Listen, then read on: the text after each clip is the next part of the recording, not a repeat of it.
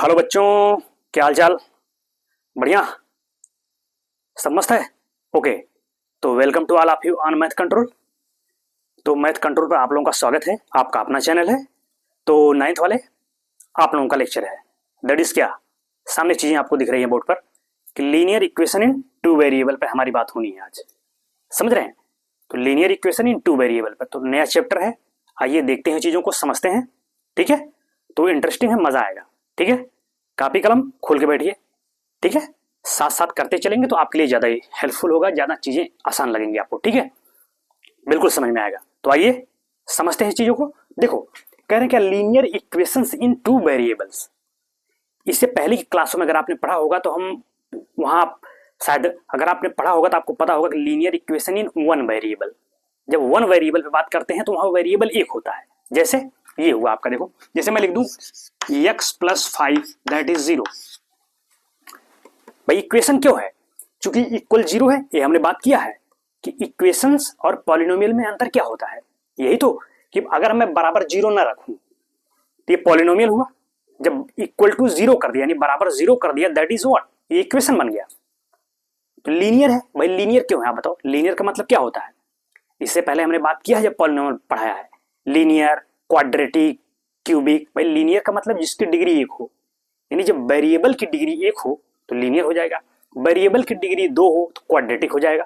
तो देखो वेरिएबल कौन है? एक्स। भाई जिसकी वैल्यू बदलती रहे, जिसकी वैल्यू हमको निकालना हो, ये वेरिएबल है, तो एक्स वेरिएबल है। अब एक्स की पावर देखिए क्या है, 1 है ना, इसलिए लीनियर है। वही हमने कहा। भाई अगर मैं कहूं इसमें वेरिएबल की डिग्री क्या है तो 1 है, but highest power of the variable.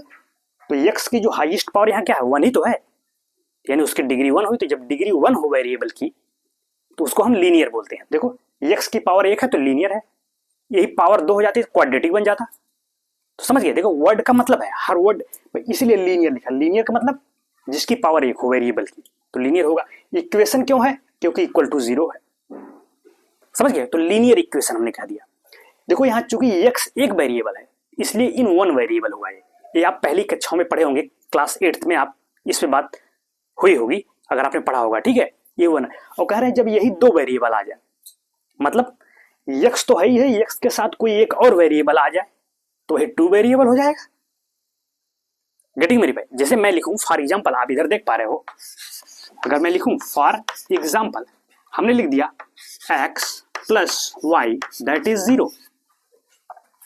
आप देखो भाई लीनियर तो है ना, क्योंकि दोनों वेरिएबल की पावर 1 है इसलिए लीनियर हुआ। इक्वल टू 0 है इसलिए इक्वेशन हुआ, तो लीनियर इक्वेशन हो गया। अब चूंकि दो वेरिएबल है, एक x है एक y है, इसलिए टू वेरिएबल, तो ये लिखा linear equation in two variable. तो इसी प्रकार के क्वेश्चन को हम इसमें देखेंगे कि ये क्या होते हैं, इनके सॉल्यूशंस कैसे निकालते हैं। ठीक है, तो इसी पे हमारी बात होनी है, linear equation in two variable. उम्मीद है कि आप समझ गए होंगे कि वर्ड का मतलब क्या है। ये जो लिखे गए हैं इसको हमने एक्सप्लेनेशन कर दिया है। अब जैसे और मैं कुछ एग्जांपल्स ले लूं आपके लिए। जैसे मैंने कह दिया कि x plus y that is क्या, -1। ये भी लीनियर इक्वेशन है इन टू वेरिएबल। भाई लीनियर का मतलब बस सीधा देखो, जो वेरिएबल की पावर 1 होनी चाहिए तो लीनियर हो गया। इक्वेशन है बराबर 0 हो या बराबर कुछ हो, ऐसा नहीं बराबर 0 होगा तभी इक्वेशन होगा। भाई मतलब इक्वल टू कुछ रहे तो इक्वेशन हो गया, तो लीनियर इक्वेशन। और क्योंकि दो वेरिएबल है, x है और y है, इसलिए टू वेरिएबल हो गया, तो linear equation in two variable. Getting, are you getting my point? You will get definitely, जरूर चीजें आपको समझ में आएंगी। ठीक है, क्योंकि मैथ कंट्रोल की खासियत यही है कि आपको चीजें आएंगी ही आएंगी। ऐसा तो कभी हो नहीं सकता कि आपको ना समझ में आए, अगर आप एक्टिवली हैं तो, यहाँ बैठे हैं और रेगुलर लेक्चर्स अटेंड कर रहे हैं। ठीक है, खैर ये हो गया। देखो जरूरी नहीं कि वेरिएबल x और y ही हो, कभी कभी वेरिएबल आपको यस और टी में मिल जाएगा। जैसे मैं लिख दूं, देखो 2s plus T that is, हमने 0 कर दिया। अब यहां वेरिएबल क्या हो गया, यस और टी, दो वेरिएबल हो गए और लीनियर भी है, तो linear equation in two variable है। कभी कभी आपको u भी मिल जाएगा, जैसे ये हो जाएगा आपका, कह देंगे भाई 5u minus v that is, कुछ भी लिख दिया। देखो ये u और v में वेरिएबल हो गया, तो वेरिएबल जरूरी नहीं कि x और y ही हो, x y हो सकता है, यस टी हो सकता है, u v हो सकता है। समझ रहे हैं? देखो इसके साथ कोफिशिएंट भी लगा होगा तो इस रूप में व्यवस्था होगी। समझ रहे? अब देखो यहाँ u का कोफिशिएंट लगा हुआ है 5, यहाँ v का कोफिशिएंट क्या है -1, 1 लिखा नहीं जाता लेकिन -1 है। कभी कभी पी क्यू में मिल जाएगा आपको, जैसे ये लिख दिया गया p plus 2q that is क्या -2। लो अब यहाँ वेरिएबल आपका p और q है, ये भी लीनियर इक्वेशन इन 2 वेरिएबल है। तो वही कह रहे हैं कि जरूरी नहीं है कि एक्स वाई हो, कोई भी डिफरेंट वेरिएबल या चर हो सकते हैं। वेरिएबल मतलब क्या, चर। ये देखिए कहीं एक्स वाई, कहीं S T U V P Q, ये जो व्यवस्था है, ये जो इक्वेशन है, इसी को हम कहते हैं लीनियर इक्वेशन इन 2 वेरिएबल। तो अब तो आपको बिल्कुल चीजें क्लियर हो गई होंगी, ठीक है। अब देखो कुछ कॉन्सेप्ट इसमें है कि कोई भी लीनियर इक्वेशन हो इन 2 वेरिएबल, उसका कुछ प्रोसेस होता है क्या, कि अगर उस इक्वेशन के दोनों साइड्स में, लेफ्ट हैंड साइड और राइट हैंड साइड में, आप सेम क्वांटिटी ऐड करें या सब्सट्रैक्ट करें, यानी समान राशि अगर जोड़ें तो घटाएं, तो इक्वेशन के सॉल्यूशन पर कोई प्रभाव नहीं पड़ता है। हमने क्या कहा, तो देखो ये जैसे मान लो यही इक्वेशन है, जैसे ये है ना आपका x प्लस वाई 0 है, कह रहे हैं दोनों तरफ हम सेम क्वांटिटी ऐड कर दें। ऐड मतलब जोड़ दें, मान लो चलो हम 5 ही ऐड कर दें दोनों तरफ, तो x प्लस वाई प्लस 5, तो इधर भी 0 प्लस 5 हो जाएगा, तो क्या हो जाएगा 5, तो x प्लस वाई प्लस 5। तो क्या इक्वेशन बदल गया, क्या इसका सोल्यूशन बदल जाएगा? नहीं भाई, देखो वही तो, अगर मैं 5 को इधर लाऊं 5 - 5 0 हो जाएगा, फिर तो वही इक्वेशन बन गया। तो वही कह रहे हैं कि समान राशि अगर दोनों, कंडीशन है कि दोनों तरफ जुड़नी चाहिए, ध्यान रखिएगा। राइट हैंड में अगर जोड़े तो इधर भी जोड़े, तो उसके वैल्यू में कोई प्रभाव नहीं पड़ता है। There will be no effect on the solution of this equation. Getting? उसी प्रकार से कोई समान राशि घटा दें, सब्सट्रैक्ट कर दें, जिसको कहते हैं सब्सट्रैक्ट करना। जैसे मान लो इसी इक्वेशन में मैं कहूं x प्लस वाई बराबर 0 है, यही तो आपका इक्वेशन था मेन वाला। इसमें मैं कहा कुछ कोई क्वांटिटी, इक्वल क्वांटिटी घटानी है, ध्यान रखिएगा, और दोनों साइड से, तभी ऐसी व्यवस्था होगी। मैं कहा कि x प्लस वाई, मैं कह दूं -1, इधर भी कह दिया 0 माइनस, इन दोनों तरफ से -1 घटा दिया, सब्सट्रैक्ट कर दिया, तो इक्वेशन तो वही बनेगा ना। तो वही कह रहे हैं कि आपका इक्वेशन नहीं बदल जाएगा या उसका सोल्यूशन नहीं बदल जाएगा। भाई देखो -1 अगर इधर ले जाए तो +1 0 हो गया, फिर वही इक्वेशन बन जाएगा कि नहीं? तो वही कह रहे हैं, तो ये पहला नियम है, किसी इक्वेशन में अगर समान राशि ऐड की जाए या सब्सट्रैक्ट की जाए, तो उसके सोल्यूशन पे या उस इक्वेशन पे कोई इफेक्ट नहीं पड़ता है। There will be no effect at that equation, ठीक है। ये हो गया। दूसरा कंडीशन है डिवाइड या मल्टीप्लीकेशन पे, कि अगर कोई लीनियर इक्वेशन है इन 2 वेरिएबल, ये सब इनके दोनों पक्षों में, left hand side and right hand side में, अगर सेम क्वांटिटी से हम मल्टीप्लाई करें या डिवाइड करें, then the solution of that equation will not be affected. तो कह रहे हैं उस इक्वेशन में अगर हम समान राशि से गुणा करें या भाग करें दोनों तरफ, तो उस इक्वेशन के सॉल्यूशन पर कोई प्रभाव नहीं पड़ता है। वही हमने कहा अभी, ठीक है। हमने उसको इंग्लिश में कहा, तो इंग्लिश के वर्ड भी आप जानते रहिए, समझ रहे हैं।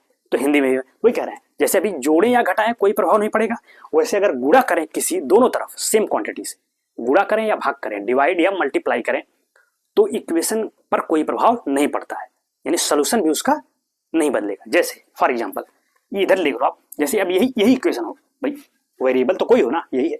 मैंने कह दिया कि इक्वेशन है आपका 2q, इसमें हमने मान लो इधर से 3 से मल्टीप्लाई कर दिया, इधर भी और इधर भी 3 से मल्टीप्लाई कर दिया, तो कह रहे हैं इक्वेशन के वैल्यू पर कोई प्रभाव नहीं पड़ेगा।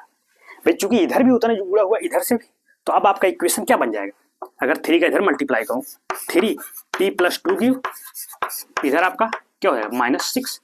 अगर अब वही है कि 3 को जब इधर आप ले जाओगे तो -6/3, तो क्या वही -2 आएगा, फिर तो वही इक्वेशन बन गया। तो वही कह रहे हैं, तो उसके वैल्यू पर कोई प्रभाव नहीं पड़ेगा अगर सेम क्वांटिटी से गुणा हो रहा है तब, दोनों तरफ, लेफ्ट हैंड साइड और right hand side. Are you getting my point? ये है हर इक्वेशन के लिए हो, केवल इसी नहीं, किसी में भी करके देखिए, बस कंडीशन यही है कि दोनों तरफ गुणा करें और सेम क्वांटिटी से, समान राशि से गुणा करें, तो इक्वेशन के सॉल्यूशन पर कोई प्रभाव नहीं पड़ता। ये तो हमने मल्टीप्लाई किया, डिवाइड करके देख लेते हैं। जैसे डिवाइड मैंने कहा, जैसे मान लो कोई इक्वेशन, चलो ये वाला ले लेते हैं, आपकी डिवाइड में इसमें समझ लेते हैं। ये वाला है क्या है आपका 5u - v दैट इज 5। मैं कहा भाई समान क्वांटिटी से भाग दे दिया, डिवाइड कर दे, चलो 5 है, 5 से भाग दे दिया। आप देखो तो ये कह रहा है, अगर मैं इसमें भी इधर भी 5 से डिवाइड कर दूं, इधर इसको बीच में लगाइए, तो कह रहे हैं इक्वेशन नहीं बदलेगा। तो ये हो जाएगा कि भाई आप देखो 5/5 हो गया, तो 5 से 5 क्या हो जाएगा, इधर कैंसिल आउट, 1 हो गया। और इधर इधर जब आप करोगे 5 से हमने क्या मतलब यही तो देखो ये इक्वेशन आपका, अगर मैं इसको ऐसे लिखूं, इसको अलग अलग बटे हो जाएगा, तो ये हो जाएगा u/5, ये हो जाएगा -v/5, 5 का 5 तो 5 कैंसिल आउट हो जाएगा भाई, 5u/5, 5 से 5 कैंसिल आउट, बचा क्या u -v/5, और इधर क्या हो जाएगा 1। ये वही इक्वेशन है जो ये है। कैसे, अगर इसी में हम भाई 5 से मल्टीप्लाई कर दो, अभी 5 से मल्टीप्लाई करो, देखो यही इक्वेशन बन जाएगा फिर, समझ रहे हैं। ये 2 रूल होते हैं, हमेशा ध्यान रखिएगा कि सेम क्वांटिटी ऐड करें या सब्सट्रैक्ट करें, यानी जोड़ें या घटाएं, तो no effect on the equation, या उसके सोल्यूशन भी निकालेंगे तो सोल्यूशन पे भी कोई प्रभाव नहीं पड़ेगा। और या तो गुणा करें, भाग करें, मतलब डिवाइड और मल्टीप्लाई करें उस इक्वेशन में दोनों तरफ, तो there will be no effect, कोई प्रभाव नहीं पड़ेगा उस इक्वेशन पे या उसके सोल्यूशन पे, समझ गए। ये थोड़ा कॉन्सेप्ट था आपके लिए, ठीक है। तो उसी चीज को मैंने बता दिया हूं, ठीक है। तो आप चाहो तो उसको लिख लो, या मैं यहां लिख भी देता हूं। तो अगर इसको आपको नोट करना है तो आप नोट कर लीजिए इसको, एक आपको ओवरव्यू मिल गया है कि कैसे कैसे इक्वेशन आ सकते हैं, तो कर लीजिए। फिर नोट करना है, फिर मैं आगे बात करूं, तो नोट इट।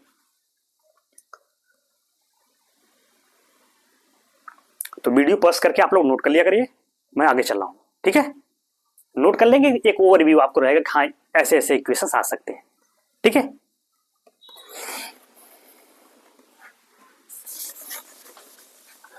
तो उसी बात को मैं लिख दे रहा हूं ताकि आप अपनी कॉपी में नोट कर लीजिए। तो वही मैं लिख रहा हूं, देखिए इधर कह रहे हैं कि the solution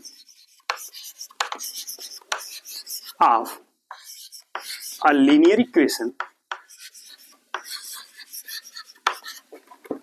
is not affected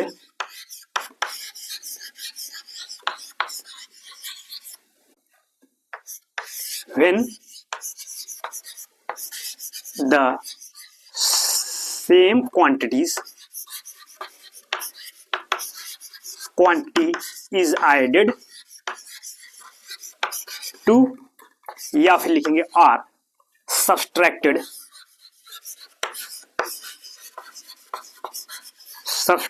from both sides of the equations। पहला कंडीशन वही हमने लिख दिया है कि सॉल्यूशन कभी भी अफेक्ट नहीं होगा, कब, कि when the same quantity is added to या subtracted from both side of the equation, यानी जोड़ें या घटाएं तो उसके सॉल्यूशन कोई प्रभाव नहीं पड़ता है। दूसरा डिवाइड वाला लिख दे रहे हैं, सेकंड लिख रहे हैं इसमें, इसको आप नोट जरूर कर लीजिएगा। व्हेन यू मल्टीप्लाई और divide the both side of the equation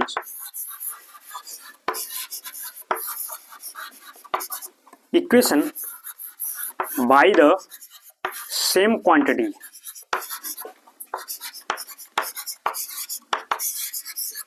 ठीक है। वही हमने डिवाइड वाला रख दिया कि व्हेन, सॉरी ये व्हेन है, व्हेन यू मल्टीप्लाई और divide the both side of the equation by the same quantity, यानी दोनों साइड्स को सेम क्वांटिटी से डिवाइड करें या मल्टीप्लाई करें तो उसके सोल्यूशन पे कोई इफेक्ट नहीं पड़ता है, ठीक है। तो ये व्यवस्था है। तो आप चाहो तो इसको नोट कर लीजिए, एक बार कर लेंगे तो आपके कॉपी में रहेगा, तो कर लीजिए इसको। मुझे समझ गया तो ठीक है, लेकिन नोट कर लीजिए, रहेगा तो एक बार आप उसको रिवाइज करेंगे तो ठीक है, नोट कर लीजिए,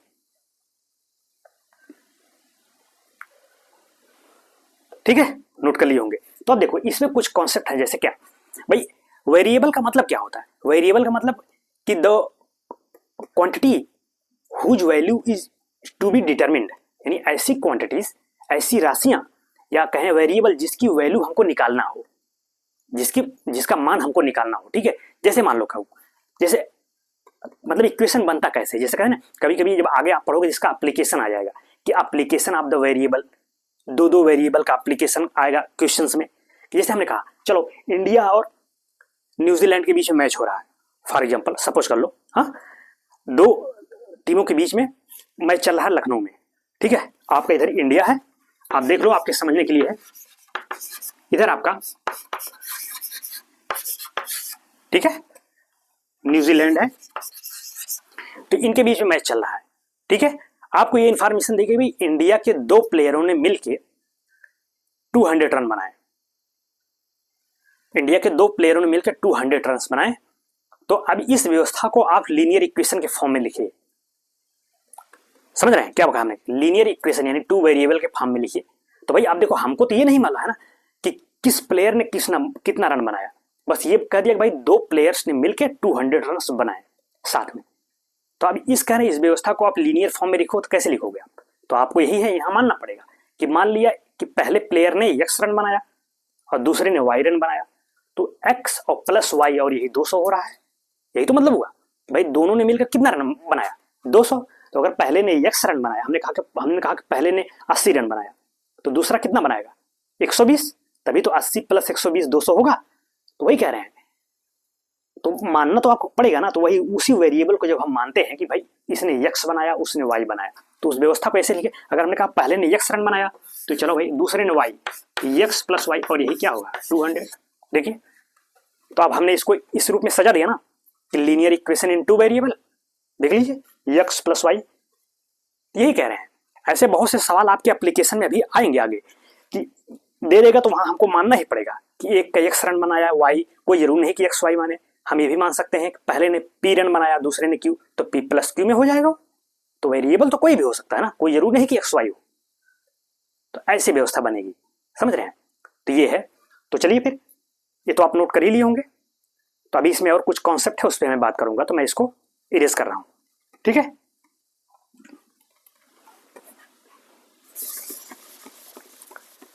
ठीक, तो आगे अब कुछ कॉन्सेप्ट बात करते हैं। जैसे हमने कोई इक्वेशन लिख दिया, कोई लीनियर इक्वेशन इन 2 वेरिएबल मैं लिख दिया। अब देखो 5x minus 7y equal to, मैंने लिख दिया 8, इक्वेशन लिख दिया। तो कह रहे हैं इसको एक व्यवस्था में और भी लिखा जा सकता है। कैसे? कि आप इसको इधर कर लो, पक्षांतर कर लो। भाई इसको हमने इस साइड कर लिया, तो अब बताओ, इतना तो आपको पता ही होगा ना कि जब इक्वल के इधर आए, भाई यहाँ प्लस में इधर आके क्या हो जाएगा? माइनस। तो इस इक्वेशन को हम ऐसे भी लिख सकते हैं क्या कि 5x माइनस 7y इधर करो तो -8, तो इधर क्या हो जाएगा? 0। तो वही कह रहे हैं कि ये व्यवस्था क्या, ये भी सही है, जो ये है वही है, इस रूप में भी लिखा जा सकता है। भाई इधर देखो प्लस में था, इधर 8। भाई अगर हमको इसको फिर इसी रूप में लाना हो तो क्या करेंगे? दोनों तरफ 8 ऐड कर दो, या कहें कि 8 को उधर कर दो, तो 8 इधर माइनस में है तो उधर जाके क्या हो जाएगा? प्लस, तो इधर 8 हो जाएगा। या कहें दोनों तरफ 8 ऐड कर दो। भाई अगर दोनों तरफ 8 ऐड करें, आप देखो तो 5x माइनस 7y माइनस 8, तो प्लस 8 इधर भी कर रहे हैं और इधर भी 8 कर रहे हैं। तो आप देखो क्या हो जाएगा? 5x minus 7y minus 8 plus 8 cancel out, तो 0 हो गया, खत्म बात। 0 प्लस 8 आ गया। तो देखो वही इक्वेशन तो फिर बना कि नहीं बना? ये वही तो है जो ये है। तो वही कह रहे हैं इस इक्वेशन को ऐसे भी लिखा जा सकता है, बस उसको इधर उधर पक्षांतर करके।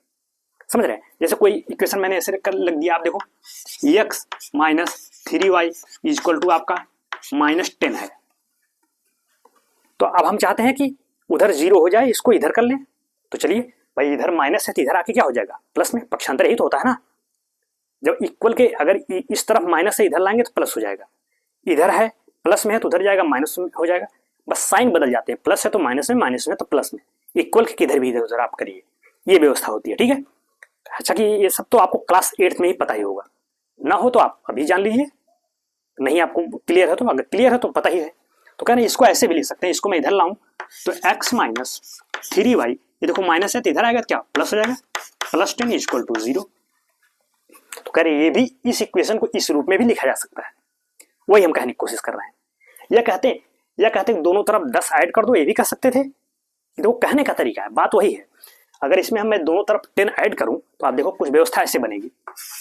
देखो ये है x minus 3y equal to आपका, मैं कहूँ दोनों तरफ 10 ऐड कर दिया, चलो तो इधर भी प्लस 10 और इधर क्या है? -10 है, ये है, और इसमें हमने प्लस 10 कर दिया, तो -10 प्लस 10 क्या हो गया? 0 हो गया। तो वही बात तो बनी। तो x minus 3y plus 10 that is 0, वही बात हुआ कि नहीं हुआ? देखो, तो कहने का है, तो इसलिए सिंपल हम यही लिखते हैं कि इधर करेंगे प्लस, अगर इधर प्लस है तो उधर माइनस, या इधर माइनस है तो उधर करेंगे तो प्लस हो जाएगा। या इस रूप में कहते हैं कि दोनों तरफ सेम क्वांटिटी ऐड कर दिया, जो अभी हमने बताया था। भाई इधर भी 10 ऐड करिए, इधर भी, तो इक्वेशन नहीं बदलेगा ना। अभी हमने बात किया था, देखो कहाँ बदला, वही तो हुआ। तो वही कहने का मतलब कि उसको इधर उधर करके भी लिखा जा सकता है। तो देखो एक फॉर्म, आप कोई इक्वेशन हो आपको इस रूप में कर सकते हैं, कोई भी इक्वेशन हो कि एक तरफ जीरो हो जाए, बाकी सब क्वांटिटी एक तरफ आ जाए, बिल्कुल लिख सकते हैं कोई भी इक्वेशन। जैसे अब कोई इक्वेशन आप ले लो, मैं कह दिया 7p minus 2q equal to आपका हो गया -20 है। बस अब हम कह रहे हैं इस इक्वेशन को भी इस रूप में लिखिए, मतलब क्या कि सब क्वांटिटी को एक तरफ कर लीजिए, उधर जीरो हो जाए। तो वही काम यहां भी कर लेंगे। अब देखो इसको इस तरफ करो, ये क्या है यहाँ पे माइनस है, तो इक्वल के इधर आएगा तो प्लस हो जाएगा। तो ये देखिए आपका हो जाएगा 7p माइनस 2q, इधर आएगा तो +20, दैट इज व्हाट 0। कोई भी इक्वेशन आप इस रूप में, मेरा कहने का मतलब एक तरफ जीरो कर दीजिए, बाकी सबको एक तरफ ले लीजिए। आप जैसे कोई इक्वेशन हो आप देख लो, ऐसे मैं कह दिया भाई 3p इक्वल टू है आपका q माइनस 11। अब बताओ ये भी तो इक्वेशन है, क्या ये इक्वेशन नहीं है? Linear equation in two variable भी है, क्या दिक्कत है? बस q इस तरफ है तो उसको इधर ला दो, समझ आए? तो ऐसे भी इक्वेशन मिलेंगे, कभी कभी ऐसा आता है। अभी कुछ क्वेश्चंस हैं आपके बुक्स में, कह देगा भाई इस व्यवस्था में रख देगा, कह देगा इसको इस व्यवस्था में रखिए, मतलब सबको एक तरफ रखिए, बाकी उधर जीरो कर दीजिए। Are you getting my point? समझ में आ रहा होगा आपको? कोई प्रॉब्लम्स हो, दिक्कत हो तो कमेंट्स करिएगा, फिर हम बात कर लेंगे उस पर, लेकिन समझना है आपको, ठीक? खैर चलो, ये तो बस वही हम कर रहे हैं कि बस सबको एक तरफ लाने की कोशिश कर रहे हैं। तो चलो आओ देखो, ये आपका 3p रहने दीजिए। अब देखो भाई q इधर क्या है, यहाँ पे देखो q का साइन क्या है, यहाँ प्लस है। जब कोई साइन नहीं होता तो प्लस ही माना जाता है, तो ये प्लस q ही है। तो जब ये प्लस q है, अब इसको हम इक्वल के इस साइड लाएंगे तो माइनस q हो जाएगा। तो चलो भाई ये हो गया माइनस q, इसको भी इधर ही ला रहे हैं, तो ये क्या है माइनस में है, इस साइड आएगा तो प्लस में, तो +11 और इधर क्या बचा 0। देखो इस रूप में आ गया कि नहीं? तो वही कहने का मतलब कोई भी इक्वेशन हो इधर उधर लिखा हो, आप मेन इस फॉर्म में ला सकते हैं। तो इसी से हम अभी जनरल फॉर्म देंगे कि general linear equation in two variable, वो जनरल होगा, उसी फॉर्म में आप सबको कर सकते हैं। इसीलिए मैं सबको एक तरफ करने की कोशिश कर रहा हूं, उधर 0 हो जाए, ठीक है? समझ रहे होगे बाबू लोग आप, ठीक? तो ये व्यवस्था इस तरह हो गया। या इसी को ऐसे कह देखते हैं क्या कि दोनों तरफ हमने कह दिया, या इसी इक्वेशन को, अगर जो कहने का तरीका क्या है, इसी इक्वेशन को ऐसे भी कह सकते हैं कि भाई हमने दोनों तरफ -q कर दिया, दोनों तरफ q घटा देंगे और दोनों तरफ 11 जोड़ दें, तभी यही इक्वेशन आएगा। कैसे? देखो ये 3p है, अभी इसी इक्वेशन को मैं इधर लिख रहा हूं, देखो आप, ये 3p है। अब हम क्या कर रहे हैं कि दोनों तरफ q घटा दो, तो चलो इधर -q कर देते हैं, इक्वल इधर +q है, ये है। आप कह रहे हैं q घटाना है तो -q करो, और क्या कह रहे हैं दोनों तरफ 11 ऐड कर दो। भाई 11 इधर से खत्म करना है ना, क्योंकि -11 है, तो जब +11 करोगे तभी तो कट के 0 होगा। उसी प्रकार से यहाँ चूंकि +q है तो q को खत्म करना है, हटाना है, तो -q कर दो, तभी तो +q और -q खत्म। ये कहने के तरीके है, बात वही है, तो इसीलिए सीधे यही याद हम करते हैं। ये थोड़ा सा आपको लगे यार क्या जरूरत है उधर करने की, ठीक है? तो यही होता है कि बस सीधे इधर पक्षांतर कर दीजिए, अपने आप साइन एडजस्ट हो जाएगा। तो वही ये हो गया। और ये देखो क्या है, इधर -11 चल रहा है, तो -11 में नीचे लिख रहा हूँ, इसमें क्या +11 करूंगा, तो जब इधर +11 किया तो इधर भी तो +11 करना पड़ेगा ना इधर। अब देखो इक्वेशन क्या हो जाएगा, 3p -q और ये +11 है, ये है। अब देखो -q से q कैंसिल आउट, ये तो 0 हो गया, तो यही फॉर्म तो बना। तो वही कह रहे हैं, ये सब कहने के तरीके हैं कि ये सेम क्वांटिटी ऐड करें घटाएं जुड़ जाएगा, तो वही व्यवस्था तब उससे भी यही आएगा। या सीधे पक्षांतर कर लीजिए, तो ये वाला ज्यादा इजी होता है, सीधे उठा के एक साइड करो, तो जैसा साइन होगा, प्लस है तो माइनस हो जाएगा, माइनस है तो प्लस हो जाएगा।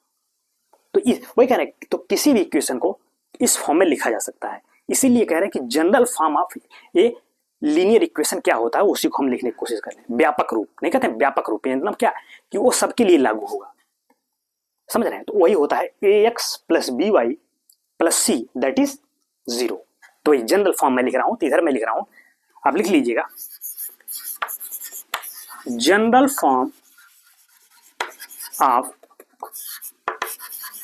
लीनियर इक्वेशंस इन, इधर लिख रहा हूं मैं, इन टू वेरिएबल इज, ये होता है आपका ax plus B Y plus C that is 0। और कहेंगे where a comma b and c are real numbers,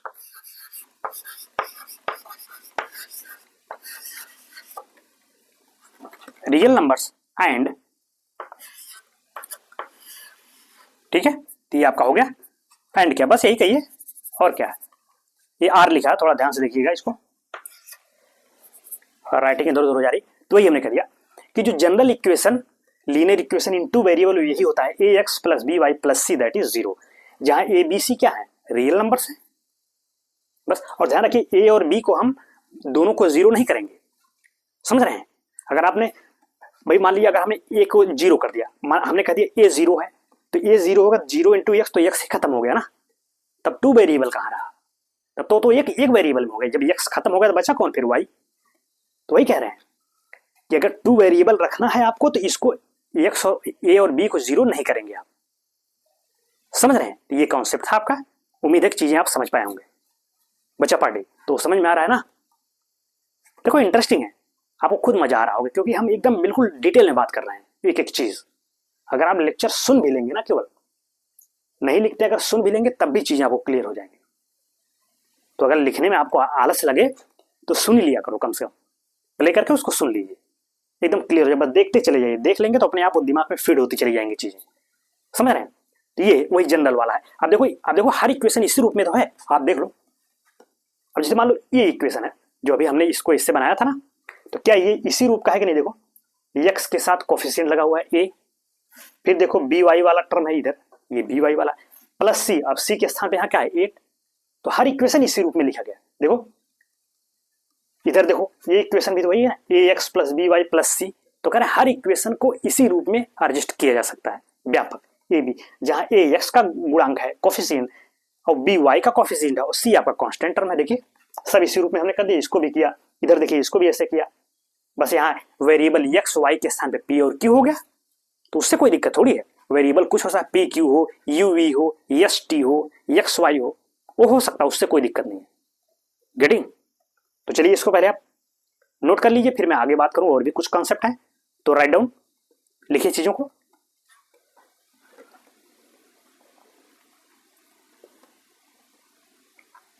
तो चला जाए आगे।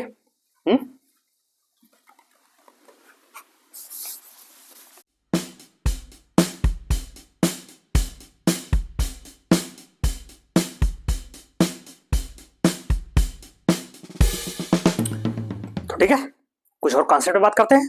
तो देखो जैसे कोई इक्वेशन आपको लिख दिया, ये लिखिए आपको 3x माइनस 10 बराबर 0। कुछ दिख रहा है आपको, यार ये तो कहाँ टू वेरिएबल है, ये तो टू है ही नहीं, इसमें एक ही वेरिएबल है एक्स। देखिए सही है भाई, तो linear equation in one variable हुआ ना। तो कह रहे हैं क्या इसको टू वेरिएबल में बना सकते हैं क्या, सवाल समझ रहे हैं भाई। ये तो है वन वेरिएबल में ना, लीनियर इक्वेशन है वन वेरिएबल में, तो कह रहे हैं क्या इसको आप टू वेरिएबल में बना सकते हैं, या कह सकते हैं क्या कि टू वेरिएबल है। बिल्कुल है। कैसे, अभी देखो इसको बना देंगे हम। अब देखो कैसे भाई, एक वेरिएबल आ जाए तो क्या दिक्कत है, वाई हम इंट्रोड्यूस कर देते हैं, बस वाई का कोफिशिएंट 0 कर दीजिएगा, 0 इंटू वाई 0 हो जाएगा। तो कहने का मतलब इसको मैं ऐसे भी लिख सकता हूं। अब देखो इधर ये 3x है, इसमें मैं क्या कर दूं, देखो y ऐड करना है तो प्लस 0 इंटू वाई कर दूं और ये माइनस 10 रहने दे, इक्वल टू 0। भाई दो वेरिएबल आ गया ना, एक x एक y। बस देखो 0 इंटू वाई कर दिया हमने भाई, 0 इंटू वाई 0 हो जाएगा और माइनस 10 तो है बराबर 0। तो ये वही है जो ये है, या ये वही है जो ये है, इक्वेशन थोड़ी बदल गया। तो वही कह रहे हैं कि अगर कोई linear equation in one variable में है तब भी हम उसको टू वेरिएबल में लिख सकते हैं। बस जो वेरिएबल आप उसमें करेंगे उसके कोफिशिएंट को 0 कर दीजिएगा। देखो हमने लिख दिया ना 3x प्लस 0 इंटू वाई, बस इसी पे मैंने आपको फोकस करना है। दो वेरिएबल भाई हमको y दिखना चाहिए, दो वेरिएबल हो, x है तो y भी होना चाहिए, आ गया भाई। इस रूप में भी लिखा जा सकता है, ठीक है।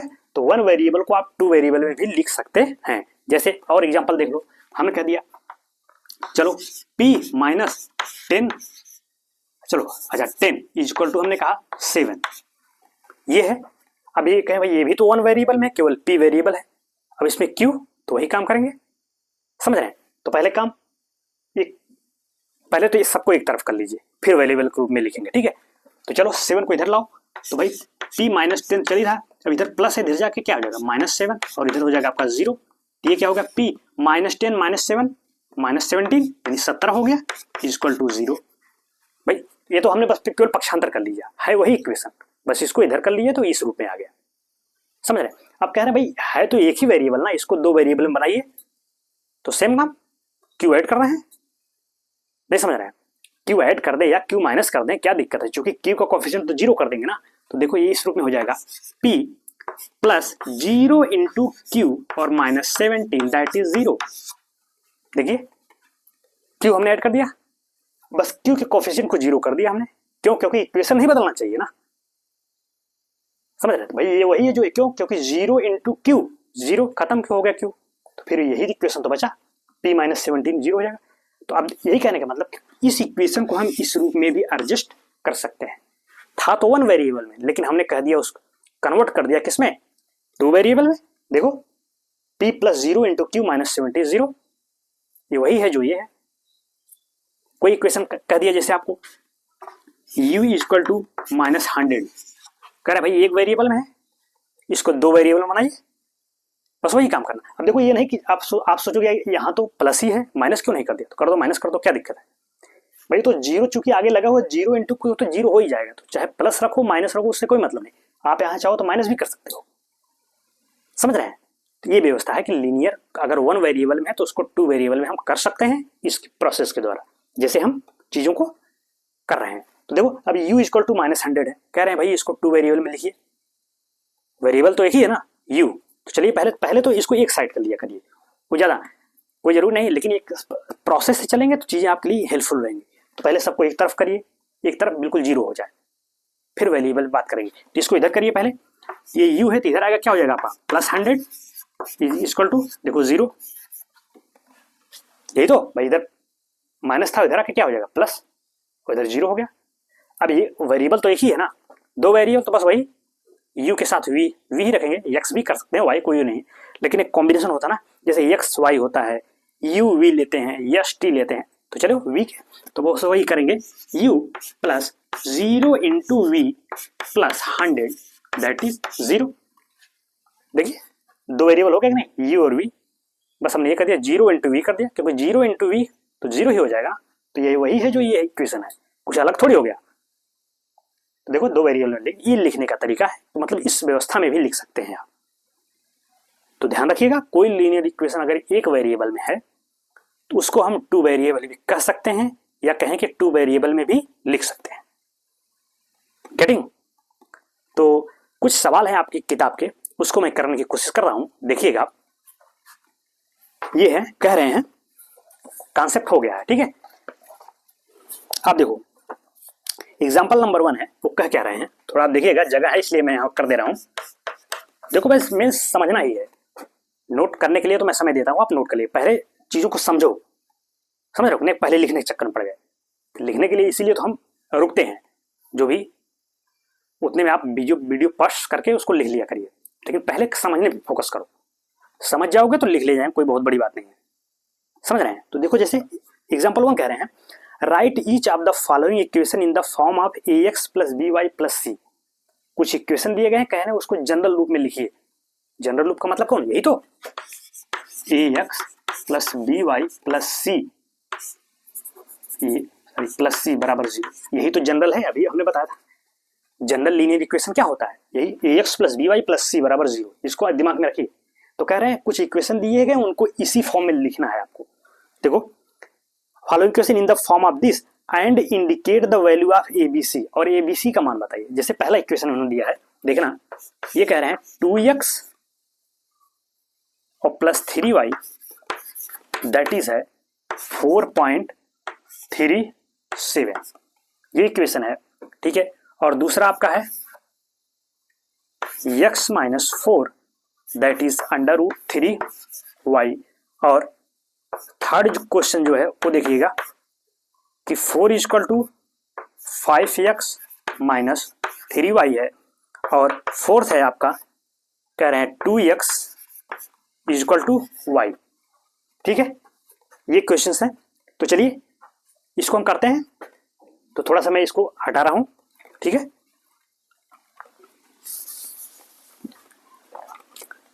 चले तो चलो भाई, एक क्वेश्चन यही तो कह रहे हैं कि इसको आप जनरल फॉर्म में लिखिए, मतलब ax plus B Y plus c is equal to 0, इस फॉर्म में लिखना है, इस रूप में लिखना है, वही वो कह रहे हैं।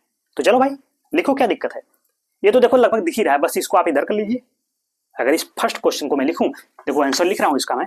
क्वेश्चन दिया गया है, जो आपका इक्वेशन है 2x plus 3y that is क्या 4.37 है, ये 4.37 है, 4.37। करें इसको इस फॉर्म में लिखिए, तो सब कुछ तो दिख ही रहा है इस फॉर्म में, बस इसको इधर कर लीजिए, उधर 0 हो जाएगा, बिल्कुल एग्जैक्ट इस फॉर्म में हो जाएगा। तो कर लें, तो आइए इसको इधर करिए। ये हो जाएगा आपका 2x प्लस 3y, इधर देखो प्लस में है तो इधर आके माइनस 4.37 दैट इज 0। तो क्या ये इस फॉर्म में नहीं हो गया? हो गया। देखो ax plus B Y plus c equal to 0। अब अगर मैं इसकी जनरल से तुलना कर, अब लिखेंगे which is the form of, यहां लिखेंगे which is the form of general linear equation ax plus B Y plus c equal to 0। वही हम ले, which is the form of general linear equation this, इसी के फॉर्म का हो गया कि नहीं हो गया? हो गया।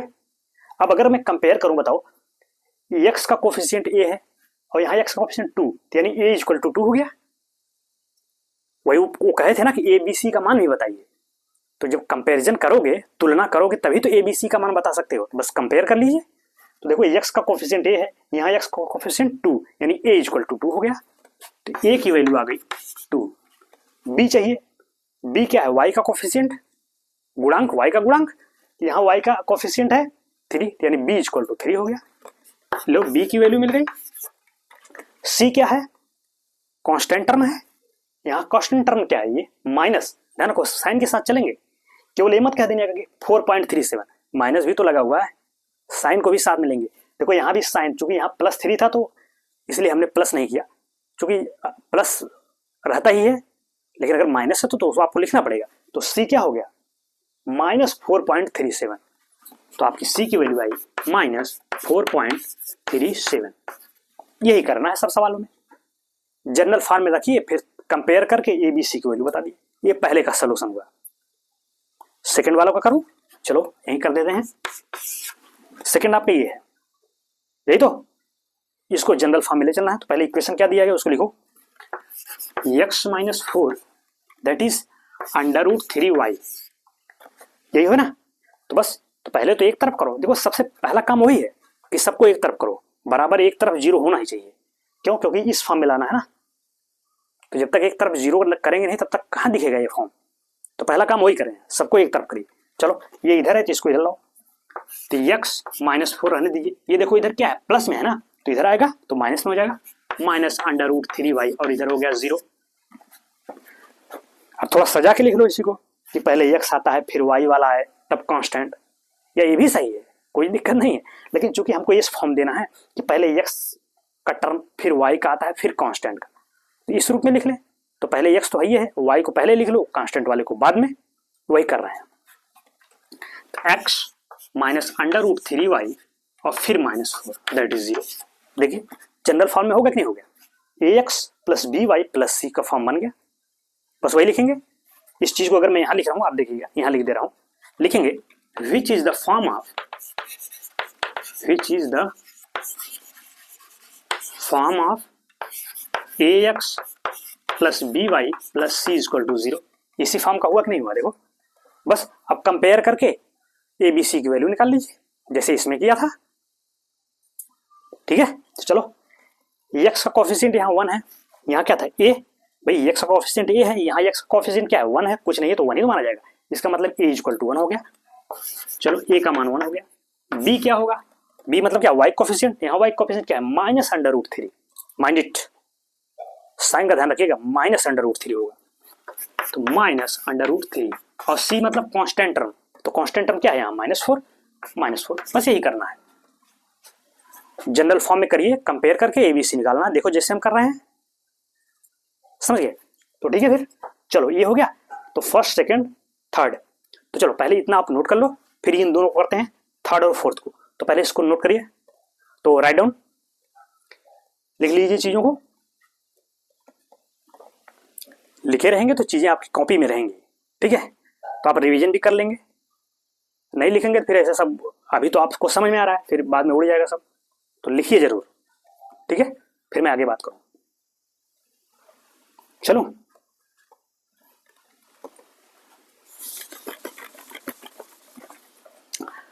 तो थर्ड वाले को देखते हैं। इक्वेशन थर्ड वाला जो दिया उसका सोल्यूशन मैं लिखता हूं। थर्ड लिखे हैं 4 इज इक्वल टू 5x और -3y। तो भाई इसको जनरल फॉर्म में कन्वर्ट करिए, तो सबसे पहले सबको एक तरफ करिए, यही तो चलो भाई सबको एक तरफ करते हैं, या सीधे इसको इधर कर लो या इसको इधर कर लो। तो चलो हम इन सबको इधर लाते हैं, तो ये 4 है, रहने दो। ये 5x प्लस में है तो इधर आएगा माइनस में, तो -5x। वैसे ये -3y है तो इधर लाएंगे तो +3y हो जाएगा, +3y इज इक्वल टू 0। भाई किसी को भी इधर करो, या सीधे चाहते 4 को इधर कर लेते तो इधर 0 हो जाता, 4 इधर प्लस में, उधर जाके -4 हो जाता। ये व्यवस्था बन गई। अब थोड़ा इसको सजा के लिख लो, पहले x वाला टर्म, फिर y वाला, फिर c वाला, ताकि कंपेयर करने में आसानी रहे। हालांकि यहां से भी कर सकते हैं कंपेरिजन, ये भी सही है, लेकिन ठीक है जिस फॉर्म में है उसमें कर लेते हैं, क्या दिक्कत है? तो पहले x वाला टर्म लिख लो, तो ये -x तो -5x हो जाएगा। फिर y वाला लिखते हैं, तो y क्या है 3y, फिर कांस्टेंट टर्म क्या है 4 इक्वल टू 0। देखिए इस फॉर्म में आ गया कि नहीं आ गया? बस अब कंपेयर कर लीजिए। अब लिखेंगे which is the form of, which is the form of ax plus by plus c that is what 0। देखो इसी फॉर्म का है ना, तो कंपेयर करिए, x का कोफिशिएंट है, यहाँ x का कोफिशिएंट -5, तो a इक्वल टू हो गया -5, b इक्वल टू, b मतलब क्या y कोफिशिएंट, तो y कोफिशिएंट क्या है +3, तो +3 हो गया, और c कांस्टेंट टर्म क्या है 4 हो गया। बस यही है, फाइनल जवाब रहा आपका इस क्वेश्चन का, फाइनल आंसर हो गया, ठीक यही है। इस रूप में बनाइए, कंपेयर करिए, ABC आपको दिख जाएंगे। चलो अब लास्ट क्वेश्चन है, फोर्थ हम कर देते हैं, तो यही कर दे रहा हूं, इसको देखिए। क्वेश्चन है आपका 2x इक्वल टू y, ठीक?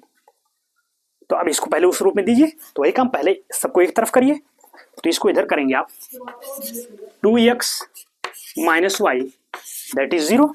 अब देखो भाई y इधर प्लस में था ना, प्लस y था, तो इधर आएगा तो -y हो जाएगा, तो 2x minus Y equal to 0 हो गया। तो अब क्या इसको हम ऐसे भी तो लिख सकते हैं, देखो 2x minus y plus 0 equal to 0। कोई दिक्कत है भाई? +0 कर दे तो क्या दिक्कत भाई, 0 जोड़ने का मतलब क्या, कुछ नहीं, ताकि ये उस फॉर्म में कब बन जाए, इसीलिए हमने +0 कर दिया।